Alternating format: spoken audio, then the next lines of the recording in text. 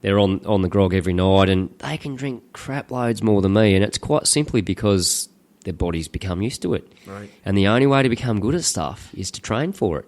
So, you know, if you're going into something and you have no idea or don't know enough about it or haven't been well versed in it or trained in it, you're sort of you're doomed from the word go. You know, Sure. it's psychologically you can get so far with some of these events, but, you know, what they're throwing out there to public now with people with, you know, 15-day events that go across the hottest, the hottest deserts in the world. Really? You know, well, Hawaiian Ironman was conceived on, all right, let's just come up with the toughest thing that no one's ever going to be able to do, and I reckon I can do it. A couple of ex-Navy SEALs. All right, we'll swim 3.8 kilometres, we'll ride 180 kilometres, and we'll run 42 full marathon, the longest distances in each of those events. Let's do all that in one go. It's got to be bad. Do you subscribe to the idea that your arm movements are meant to do this 50 million times in your life, and if you run a bunch of ultra marathons, you're kind of eating up all those joints? Nah, not really. I think it's just being sensible. You know, I'm getting on a bit now, and the body's starting to sort of break down a little bit. But because I'm a lot lighter, I go a lot better with my knees and back. I haven't done really too much damage to those areas, but I think if you approach it in a fairly sensible manner, if you do get sore or injured in a certain area, just stop straight away. Just back off. You know, I've got a lot of buddies that are so obsessed, and you sort of have to be a bit self-obsessive to get into some of these, you know, repetitive sports. And you get these guys and girls that are just they're so into it that they can't see the light through the trees. You know, they'll be having anti-inflammatories to get through a running event with a break in their leg. Wow! So they can still run with a broken leg. You know, and you're like, it doesn't make any sense, but you're only going to understand something like that if you're in something. And don't get me wrong, I think people that have a passion for something are the people that really are on the spot. You know, they're the ones that are out there doing things that, whatever your passion is, if you don't have a passion for something crazy, you need to have a spark in your life. You need to have that something that drives you. You know, and if I don't have a goal personally, you know, whether it be a work goal or a personal goal, and I think separating those two is important as well. But if you don't have a goal in life, then it doesn't seem to be as good. You know, I think having those goals and working towards something and achieving it is really what it's all about, you know, and having the family and doing all the other things, but that additional thing in your life to be able to go, right, this is what drives me. And people will quite often say, why are you so motivated all the time, Scotty? You know, what drives you? And it's just like, it's not necessarily the passion for life, it's the passion for the next goal, and that just gets bred into you, you know. Which goes back to kind of what we started with, like having that teacher that won something. Yep. You know, how inspirational that is, and that means a lot. It means a lot. If we go back 1,000 years when we were sort of cavemen, there was the guy that was getting all the food. Yeah. Yes. Wish I could be like him, because everyone seems to, he kills all the critters. Yeah. Well, you know, there's nothing wrong with feeling like that way. People that succeed, you know, that naturally getting trophies too. I've been getting into that lately. I want some more. Yeah. I'm getting older. Yeah. But they mean more to me now. Yeah. But look at Jeffrey Horn, the boxer. You know, I didn't know. I'm not into boxing, but I had no idea who he was. I heard the fight was coming up. You know, Pacquiao, mate, world famous, as tough. You know, like you look at all those guys, Indonesian guys, they're just tough, mate. They're hard as woodpecker Filipino. lips. Yeah, they're just tough, mate. And you know, to knock someone like that out, it's just about impossible. You see them almost get knocked out, they just get up and keep fighting. But I think to see this Aussie underdog, to go from what he's done with bullying, you know, to see him and then to succeed, and now he's a megastar, and it's probably not an overnight scenario. Probably a bit like Powderfinger, you know, it's not an overnight, but people that aren't in the industry go, mate, you guys have come from nowhere and been superstars. They've been working hard all their life. Yeah.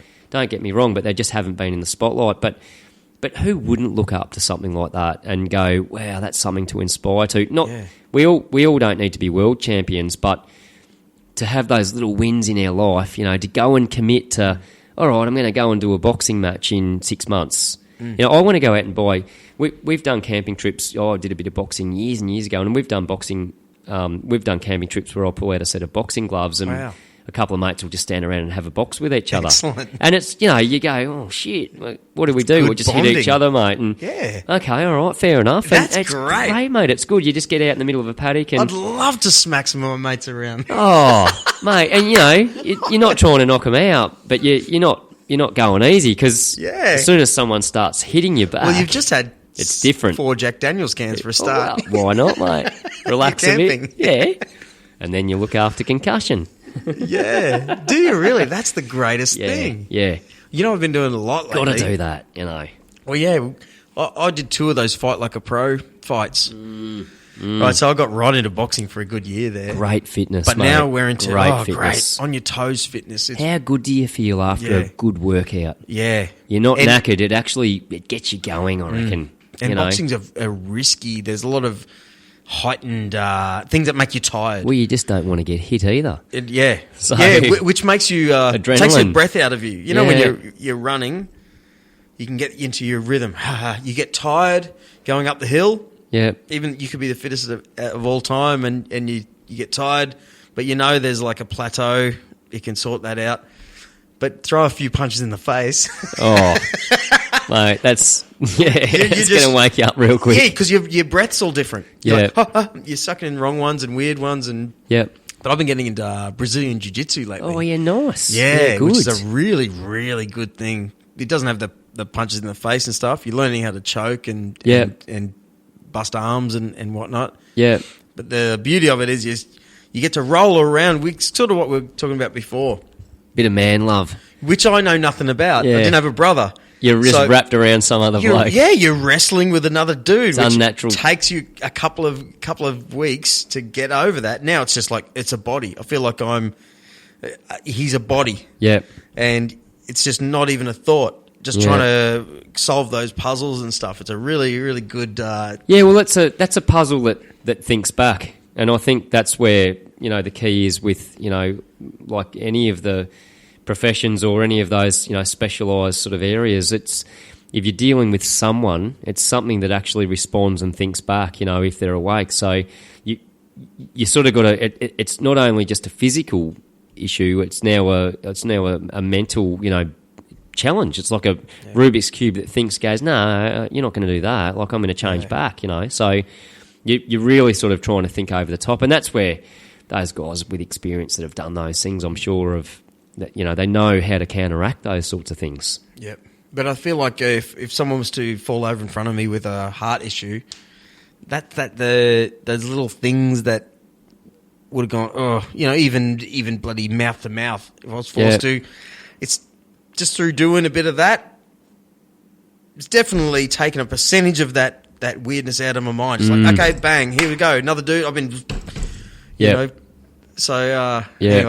champion, man. This is really my favourite podcast, and I hope everyone hears this. Yeah, no, it's really good to be here. It's my first ever podcast, actually, Drew. I've never done a podcast before, I hope it's your first of 10 with me, right? So we'll do this often. Yeah. Because no doubt we've all got a million stories, and I really think everyone needs to hear, more.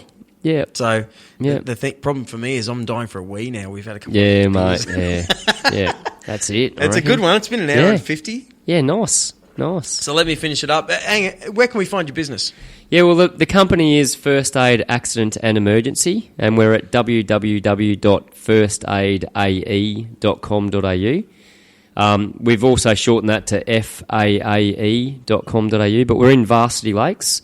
We teach all over the Gold Coast. We sell a lot of defibrillators. We've just got the national contract to support Parkrun Australia, so we've supplied them with defibrillators to every single parkrun in Australia. Wow. We're currently in talks with the Commonwealth Games to supply them with defibrillators, so a local supplier to look after them with defibrillators, which hopefully will get left on the Gold Coast when the Commonwealth Games pack up for that legacy. So we're in talks with those guys with Physio Control to see if we can land that, and I'd truly love to get that happening through our little organisation here on the coast.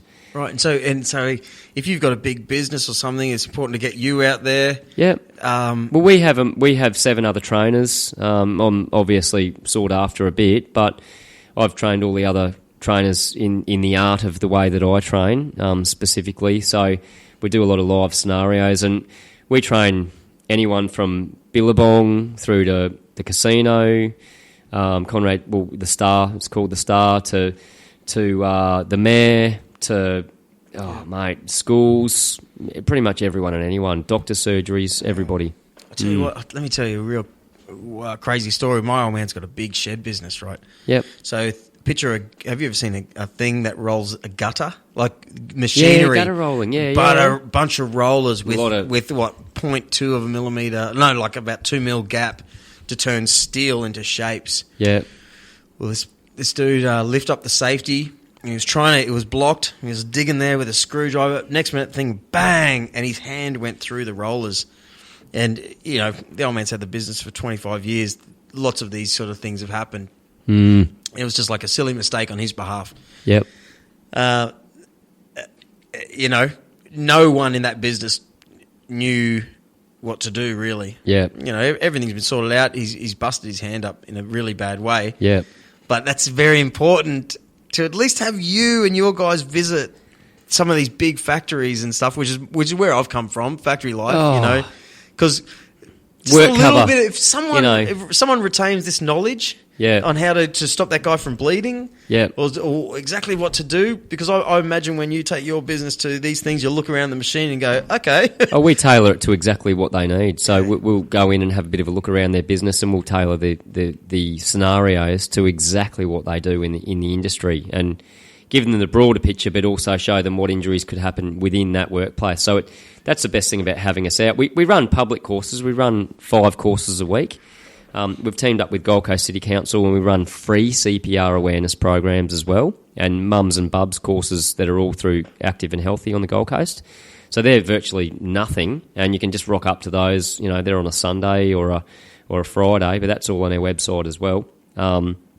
But yeah, for people that don't want to have to pay any money and just have a bit of an understanding, we do it free. Cool. So it's I think, you know, to get a bit of education and awareness in this area out there, and get the word out about defibrillators and CPR. Like currently in Australia, there's over 50,000 Australians dying from a heart attack every year. Really? They're the ones dying, and the ones that are being... What's it like in New York then? Way over like mega. Like I'm talking China, mega. India. Yeah. Oh well, see, they probably don't even record half those stats there. But Australia, you know, 50,000 Australians. 55,000 people last year in Australia died from a cardiac arrest or heart attack, so to speak, so a blockage, and for public heart attacks, only 3% survived. Wow.